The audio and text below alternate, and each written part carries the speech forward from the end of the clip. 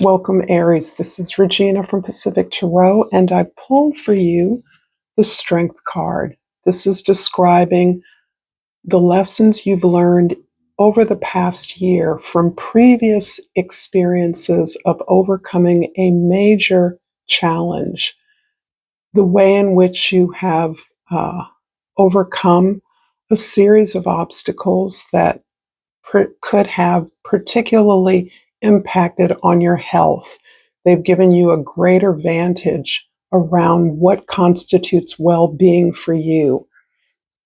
And that is irrespective of the things that you've invested in, believing these were the things that made you strong. Your zip code, your financial status, your relationship status, your family's wealth, or your educational background.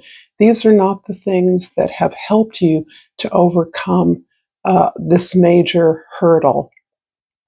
And because of that, because of what you've learned, because you've learned to identify your real strength, which is within you, which has very little to do with any of the superficial characteristics or conditions we associate with power and success, you have seeded a new presentation, a new project, a new idea about how you're moving forward based on these learnings. It quite likely has to do with well-being overall, because you have a vastly more profound understanding of what constitutes holistic well-being. This is a general reading, Aries. It's not going to resonate for all of you. If you're interested in a personal reading, information for that is in the description box below. I thank all of you that took advantage of the sale that I had going through the end of last year. And I really want to send my gratitude and love to all of you who have supported me in all the ways that you do. So let's get started with your present energy, the Five of Wands. This is about the way that you are solving a problem particular to a new project that you are collaborating with others on or about. As you move forward, you're debating, discussing, airing out a variety of ideas about how you're going to approach this new project. You're looking at all the ways that what you know is not enough to launch this project. It isn't about the content at all. It is about the way you are pulling in the expertise of others, understanding the scope of the task that you are approaching. So if you're building a business, if you're starting something new, it requires collaboration with those that can technically support you, assist you, a greater understanding of what your development might look like, and a real sense of connection with those that you are partnering with, so that you are framing your message or content in a way that allows for growth in your development, the development of all your partners along the way. In the past, the Six of Swords is about it. This is feeling very distinctly for some of you about a health concern.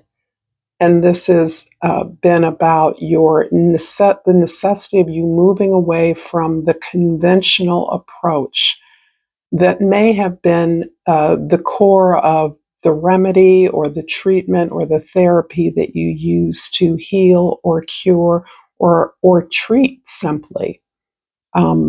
This is also about you releasing it feels like family arguments, family debates, that you're no longer interested in winning in a way that would have been difficult for you in the past, that now seems absolutely like a waste of time. Instead, you're just moving on to doing things in the way that you understand are best for you, without the concern of having to carry or be responsible for others. In the future, the Two of Cups. This is a beautiful omen for the beginning of a powerful partnership. This can, in some cases, signal the support of the partners that exist in your life. And I say partners because I feel that the project you're undertaking involves various levels of support and sharing of resources. And I also say partners because this is about you addressing a number of new goals and challenges in developing something that is a real outgrowth of who you are, how you understand yourself, and how you understand what is necessary for human growth to evolve in a way that is healthy, that is abundant, that understands that success is on a case by case basis. There is no outer success in the world that we are changing.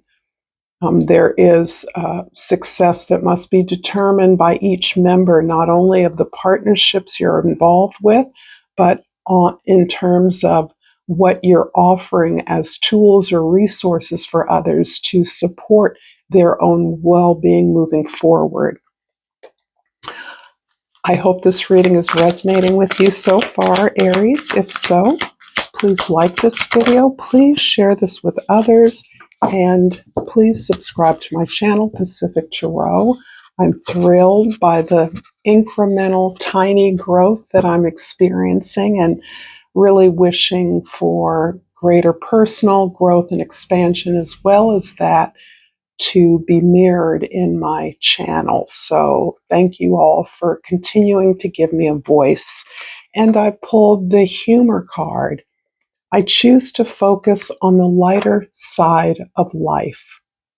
This feels very much connected with a surrendering to some old family patterns in which you understood many of the fundamental challenges that existed for you and family members, but you also felt obligated, responsible, and that weighed you down, that there was a heaviness there that kind of squelched your greater energy, your humor, I think your joy in many cases, and you are embracing that joy, embracing that what you know, what you've experienced has made you lighter, has relieved you of a false sense of obligation to others who are not in alignment with you. I'm going to pull a couple of clarifiers for the Five of Wands, and I have the Sun card. And the herb plant associated with this is St. John's wort. I'm not going to talk a whole lot about the plants that are associated with this, but because this is about seeding well-being, I do believe that if you're interested, if you're knowledgeable, you will take note of some of the herbs and plants that are listed in this beautiful deck of cards, which is called the Herb Crafter's Tarot. So the Sun card, of course, we know to be the happiest card in the deck for a very specific reason. This is around finding an opportunity, particularly within the collaboration that is foremost in your present environment, the opportunity to be who you are, to be yourself, to enjoy yourself, to not feel the need to be perfect, to be smart, to be wise, to be mature, to be professional, but to simply be yourself and enjoy that. And there's almost this playful energy that is a feature of the partnerships or the collaborations you're engaging with. Perhaps it's with people you've known for a long time who knew you when, but there is a joyfulness, a giddiness almost about what you're discovering together. In this, the Five of Wands is also clarified by the curandura of air, and that is the air sign, the intellectual healer. This is where our thought, our belief, our search for the truth is evident in our life, that the purpose behind the motivation is not only the search for truth, but the pursuit of how we can make that truth relevant and supportive of the quest for others, the quest for justice. And that plant is rosemary, which I'm sure many of you are familiar with as a culinary herb and as a powerful everyday kitchen herb for a variety of respiratory ailments. So this is really about the serious quest for justice that this joyful collaboration partnership is affording for you. In the past, the Six of Swords is clarified by the Chariot card and the Seven of Fire. So the Chariot card is described by the plant cedar. And the Chariot card is really about this real focus, the surrender from the things that you used to do, that you used to feel obligated to do. And again, this can, for many of you, relate to a professional or a familial environment where you were a provider, a caretaker, a responsible one, the elder in some capacity, and others look to you to fix things, to help them with things, quite often things they could do for themselves. This instead shows you leaving that behind because of a greater acceptance of your larger gifts, the effort you expended on keeping the family stable or fueling the family with healing energy is now, you now recognize, can be available to a much larger audience or a more aligned audience, those that seek your advisement, your wisdom, your content, rather than those that you feel as though you're chiding as a sibling in a way where that advisement isn't always heeded. It certainly isn't wanted. You understand through this self-acceptance that you have an incredibly powerful mission and that you are not restrained by needing to fit yourself into the family unit, which in some ways you have, of course, you belong to your family, but there's a way in which you are moving beyond in a way that is so much more life affirming. It doesn't mean that others can't come along, others will come along, but you are no longer confining your gifts and talents to your family of origin or your professional arena. And with the Seven of Fire, this is the Seven of Wands.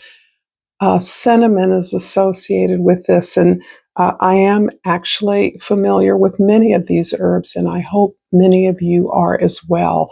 But this really goes back to the idea of using our gardens, our kitchens as apothecaries, as sources of healing, gentle healing, healing that aligns with our spiritual values in many cases and supports the earth, supports all the creatures that depend on the life that evolves, that develops, that emerges from the earth.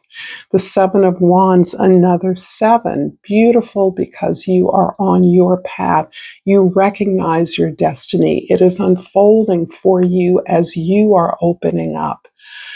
This is about, again, clarifying your boundaries. And as you have done so in the past, that is carrying over to this greater ability to surrender whatever obligations you felt in the past and helping you understand that that skill of being clear about your ability, being clear about saying no to things that are not relevant or germane to what you are attempting to do, is the skill that you must carry with you.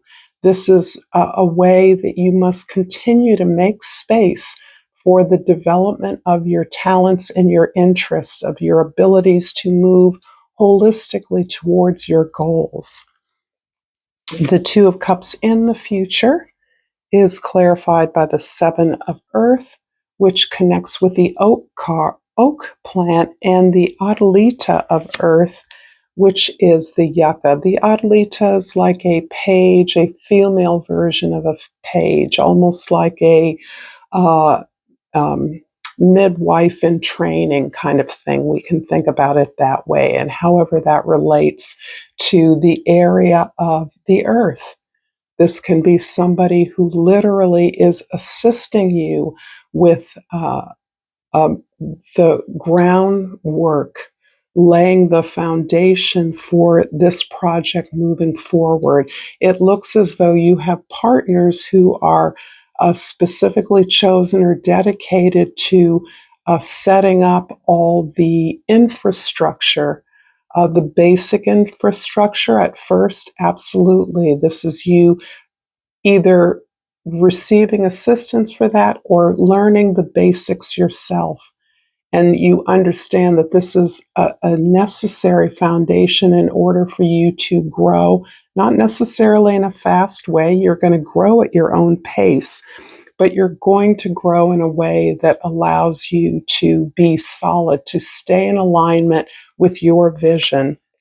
And the Seven of Earth is really about uh, continuing to evaluate the lessons you've learned, continuing to evaluate where you're at, understanding you had reached a plateau before you underwent a major change, a major transformation, and that the thing that was necessary to spark greater change, greater reward in the work that you were already doing has come to you through this new project, this new journey you're embarking on, so that you are learning how to strategize your intense labor, your leadership, your knowledge, your experience, so that you will receive greater rewards on your own terms.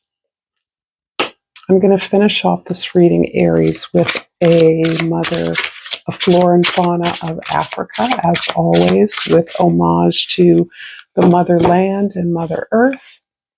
And I pull the golden crown bat, whose key word is rebirth. A major transition is underway. This new situation may require some sacrifices, but it will be worth it. Thank you so much, Aries, for this reading. Until next time, namaste.